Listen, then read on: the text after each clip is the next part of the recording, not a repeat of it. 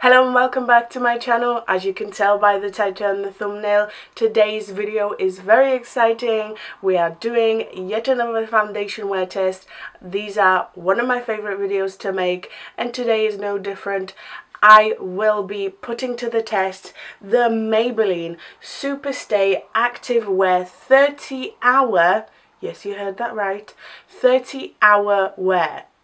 I can't imagine a scenario where you would wear your foundation for 30 hours, but let's have a try. If you would like to find out what this foundation looks like and wears like on an oily, acne-prone skin, then all you have to do is keep on watching. Fun fact, I've already filmed this portion of my video before, but for whatever reason, I didn't have it on my card. I don't know, the file has disappeared. Anyway, as always with any of my wear tests, I will read some of the claims, and disappointingly, on the Maybelline website, this foundation has 3 out of 5 stars. That is already not a good start. I did have a cheeky, sneaky look why, and people that have put 1 star say bring back the 24-hour because they do have like a sister foundation, or at least they had a sister foundation that I also did test out on my channel before. I absolutely love this foundation. I've been through maybe 3 or 4 bottles of this. It's great, it's full coverage, it's like a high coverage when you put like 1 layer on, and then it builds so well. It's not like super Sahara Desert matte, but it is nice and matte. You don't have to powder this, and it lasts a long time on the skin. But they've brought out another one that's apparently 6 hour longer wear. Again, I don't see a scenario where you would need to wear a foundation for 30 hours nor 24 hours. Anyway, let's read the claims. Combat the clock for up to 30-hour performance with this active, long-lasting foundation that feels lightweight and breathable. It's transfer resistant, water resistant and sweat resistant. When it comes to high pigment foundation with a weightless natural finish, this comfortable matte foundation goes above and beyond to transform the look of your skin. It features an oil-free formula that doesn't clog pores and is dermatologist tested for all skin types. Full coverage foundation that sets new standards with up to 30-hour performance wear. Active wear foundation, transfer resistant, water resistant and sweat resistant. Get a seamless matte foundation look that evens out and camouflages the appearance of skin imperfections. This high pigment transfer resistant foundation glides onto the skin and leaves a lightweight matte finish that lasts all day, suitable for all skin types. Without further ado, let's zoom in and let's put this foundation on. If you're wondering, I already did my skincare. I've put my Function of Beauty serum on, and I've put my Revolution SPF 30 Protecting Boost moisturizer on my skin. It is nice and synced in, so it shouldn't affect what this foundation looks like on the skin. I never wear primers because I am testing the foundation, not a primer with the foundation. Let's give this foundation a shake. One of the comments said it's too watery. I'm just thinking it probably settle. It stands in the drugstore or in the like Boots distribution center. They don't shake them, so it probably settled. That's why it was watery for someone. I'm just gonna give it a shake. I always give my foundations a shake even if it doesn't say. I'm gonna pump out maybe like a pump and a half for now, and then let's see how it looks on the skin. As always, I'm going to apply this 2 different ways. I'm going to use a sponge on one side and then a brush on the other. I tend to prefer sponges, but some foundation just need a brush. And then already, first initial sort of reaction, this has nice coverage. They did not lie when they said the pigment's there, because it does look nice already. Okay, this is one side of my face with 1 layer of the foundation on, applied with a sponge. I have to say, this looks nice. The coverage on this, I wouldn't say it's completely full straight away. I still can see some of, you know, like my spots and my discoloration, but it's definitely high. It's very, very similar. At this point, it's very, very similar to the 24-hour one. I do, however, feel like it's oxidizing just a little bit. It's definitely not the same colour. I feel like the other one just matches me better. So what I'm going to do is actually pump out, since I've got it here, I'm going to pump out the tiniest little bit of the 24-hour on my hand, or on the back of my hand. And then a little bit of, you know, the 31. See, I feel like already you can tell. This is 24-hour, this is 30. They are just slightly different colours, aren't they? I'm going to give it a minute. I'm going to let it, like, you know, mingle. But I straight away, yeah, this is definitely a different colour. And the shades I got in them, by the way, is 10 Ivory. Okay, time for the brush. Let's see how this one looks like. Yeah, no. No. This is definitely not for me. I mean, it doesn't look absolutely terrible. It just doesn't look as nice. It just doesn't look as even, and I feel like it's actually like emphasizing my peach fuzz.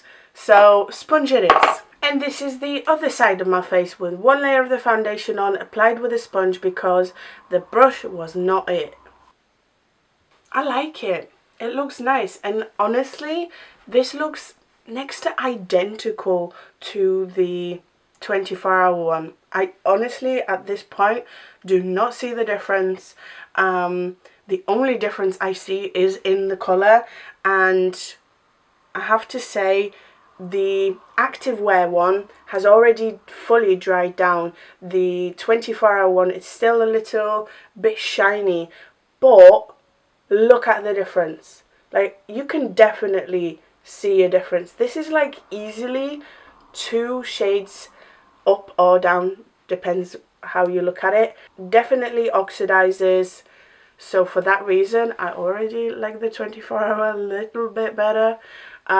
Maybe if I had, you know, the same shade, I'd like it more, but honestly, like I said, it looks almost identical. Let's test out different formulas on top of this. I'm going to conceal and do some cream contour and see whether they blend in nicely. It shouldn't be a problem because the foundation does have like this almost creamy texture to it. Again, it doesn't have like a super Sahara Desert matte finish as if I powdered.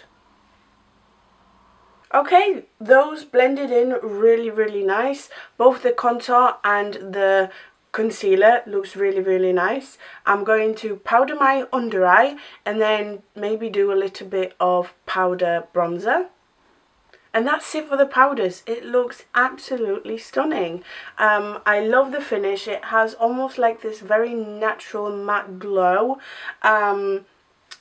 Like in the center of my face, it does not look flat, which I really, really like. I actually like the finish just a little bit better than the 24-hour. I do feel like it's a little bit more natural, a little bit more, it's less flat, even less flat than the 24-hour, which is strange because in my head it should be a little bit more matte. But anyway, let's just see what happens. I'm going to cue the shots I filmed the other day. It was roughly about 9:45, around 9:30 when I finished my makeup and I got on with the day. So cue the actual wear test portion now. The amount of calls I had to make today, wow. Anyway, it is 1 o'clock, therefore I've worn this foundation for just over 3 hours, and this is what my face looks like. Obviously it looks very, very dewy, but I actually kind of like that. I don't mind that at all. It kind of gives a nice glow, somewhat like natural finish to the skin. However, I will blot. It is blotting time. I need to blot because I do want this foundation to last a reasonable amount of time. So far, it is going absolutely fantastic. It's going great, really, really good. I might even put a mask on later on to check whether it kind of transfers on that as well, because that would be helpful. We are unfortunately living in a time where wearing a mask is very important and mandatory. That is not bad for the amount of glow I had, and I look nice and naturally matte again. When it comes to rub off, not much. If anything, you know, around my hairline and stuff. The only thing I don't like about it is that the colour is definitely wrong. It doesn't match me as well as it should have, and that's definitely fault of the foundation, not me, because I bought the same exact shade that I usually always wear, and that one matches me a lot better than this. So if you are going to buy this foundation, definitely go for a slightly lighter colour. It is 3:45, therefore 6 hours since I checked my phone after I put the foundation on, and this is what my face is looking like. Hey, there's a spider. Climb. Yep. You're far enough away from me now. Anyway, I have to say that the biggest change I can see on my face is my forehead. It has rubbed off around my hairline. I don't know whether it's sweat. I don't know whether it's just me fixing up my hair, whatever, but it has left like a slight patch right here, and it's sort of given me like a halo effect around my hairline. Other than that though, it just seems a little bit more glowy again, which obviously if you have oily skin just like me, you'll know this happens quite often. So I'm going to blot really quickly, and then we're going to investigate a little bit closer. So I have a little bit more transfer this time, and this is what my face is looking like after blotting. My prone to rub off area, which is my jaw, looks really, really nice. It's holding up really, really well. Around the nose, after blowing my nose, obviously this has come off, but you know, it's hard to blow your nose without wiping your nose, so I'll forgive it. The only change, the only rub off is the forehead, but at hour number 6, it's actually not looking bad at all. It's been a long day. I'm starting to get a headache, but I'm about to sit down on my stationary bike and do a workout. I usually work out for about an hour, and I want to give you a check-in before I sit down and do that. It is also 7:45, meaning I've had this foundation on for about 10 hours now, and I definitely need to blot. I do feel like I'm approaching that stage where I no longer look glowy and dewy, I look straight up oily, so I'm going to blot before I work out.